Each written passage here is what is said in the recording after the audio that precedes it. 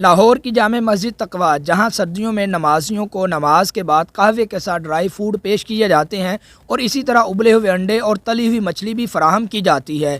آئیے اس حوالے سے جانتے ہیں یہاں کے امام و خطیب جناب قاری عبداللہ یوسف ذہبی سے۔ تو ہم سمجھتے ہیں کہ لوگوں کو اکٹھا کرنے کا ایک یہ طریقہ ہے کہ لوگوں کی خدمت کی جائے، ان کو کھلانا۔ عام طور پر ایسا ہوتا ہے کہ لوگ نماز پڑھ کے ایک دوسرے سے سلام بھی نہیں لیتے ہیں، ملتے بھی نہیں ہیں، کبھی کوئی ریوڑیاں ہو جاتی ہیں، کبھی مونگ پھلی ہے، بادام ہے، جو خشک میوہ جات ہوتے ہیں۔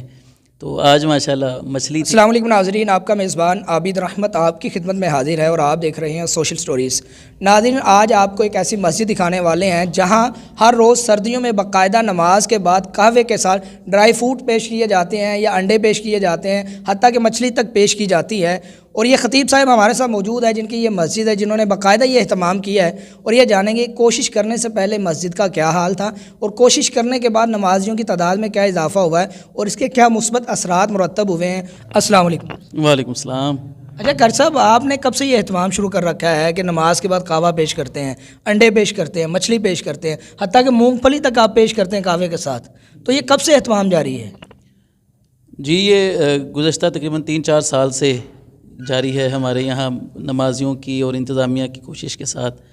تو الحمدللہ بڑا ایک ماحول آپ نے بھی دیکھا، ابھی نماز آپ نے پڑھی ہے یہاں پر۔ ہم نے تو مچھلی کھائی ہے۔ جی ماشاءاللہ۔ تو آپ نے دیکھا ہے کہ نمازیوں کا ذوق شوق اور نمازیوں کی تعداد، اگر آپ دیکھیں ہمارے ارد گرد کی جو مساجد ہیں ان میں اور ہماری مسجد کی نمازیوں کی تعداد آپ دیکھیں تو آپ کو ایک واضح فرق نظر آئے گا۔ تو ہم سمجھتے ہیں کہ لوگوں کو اکٹھا کرنے کا ایک یہ طریقہ ہے کہ لوگوں کی خدمت کی جائے، ان کو کھلانا۔ عام طور پر ہماری مساجد میں ہم دیکھتے ہیں خطبات جمعہ کے بعد کھانے کا اہتمام ہوتا ہے، اور جو جلسے وغیرہ ہوتے ہیں ان میں بھی کھانے کا اہتمام ہوتا ہے۔ تو اس کا مقصد یہی ہوتا ہے کہ لوگوں کو سنانا تو ہم نے دین ہوتا ہے، سکھانا تو دین ہوتا ہے، لیکن دعوت کے بہانے لوگ وہ بھی آ جاتے ہیں کہ جو اصل میں نہیں آنا چاہ رہے ہوتے۔ تو یہی مقصد ہے، نمازیوں کی خدمت ہے۔ پھر سب سے بڑی بات یہ ہے کہ ہر کوئی تو شاید اس وجہ سے نہیں مسجد میں آتا ہے کہ وہ قہوہ پینے کی نیت سے آئے گا، لیکن اصل مقصد جو ہے وہ نمازیوں کا آپس میں مل بیٹھنا ہے۔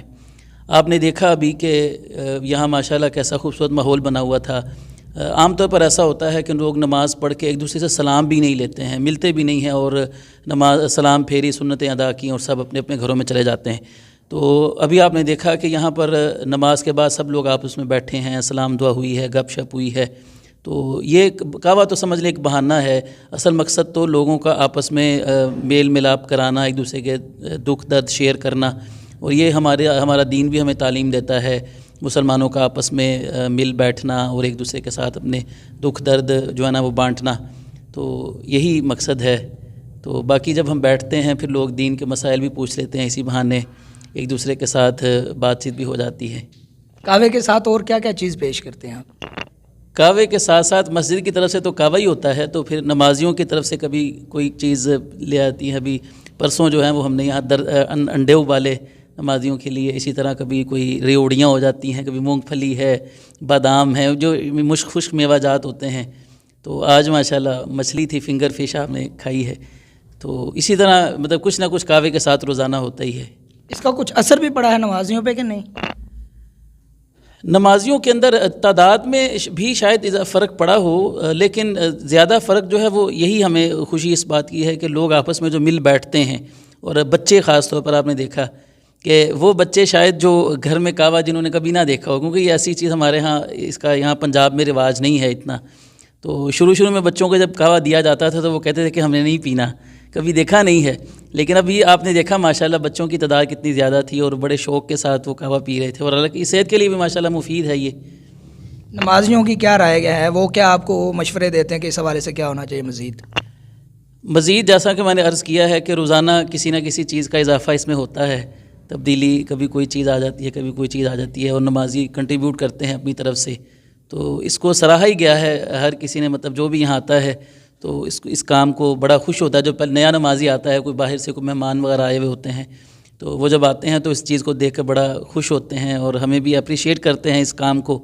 اور میں یہ کہنا چاہوں گا آپ کے اس پروگرام کی وساطت سے کہ اس چیز کو دوسری مساجد میں بھی یعنی کرنا چاہیے۔ اگر ہم دوسرے ممالک میں دیکھتے ہیں، سعودی عرب میں جانے کا اتفاق ہوا ہے عمرے کے لیے، تو وہاں پر مساجد میں مطلب ڈسپینسر رکھے ہوئے ہیں، ان کے اندر یہ بوتلیں ہیں، منرل واٹر کی بوتلیں پڑی ہوئی ہیں، کھجوروں کے کارٹن پڑے ہوئے ہیں، لوگ کھا رہے ہیں، پانی پی رہے ہیں. تو ہمارے یہاں پر بالکل بھی نہیں ہے. مطلب صاف پانی پینے کا مسجدوں میں نہیں ہوتا ہے. اور حتیٰ کہ وہ اگر کسی نے واٹر کولر لگایا ہوا ہے تو اس کے اوپر زنجیر کے ساتھ گندا سا اسٹیل کا گلاس باندھا ہوا ہوتا ہے زنجیر کے ساتھ، اور اس میں تو کسی کا دل نہیں کرتا ہے پانی پینے کی، جو سچی بات ہے.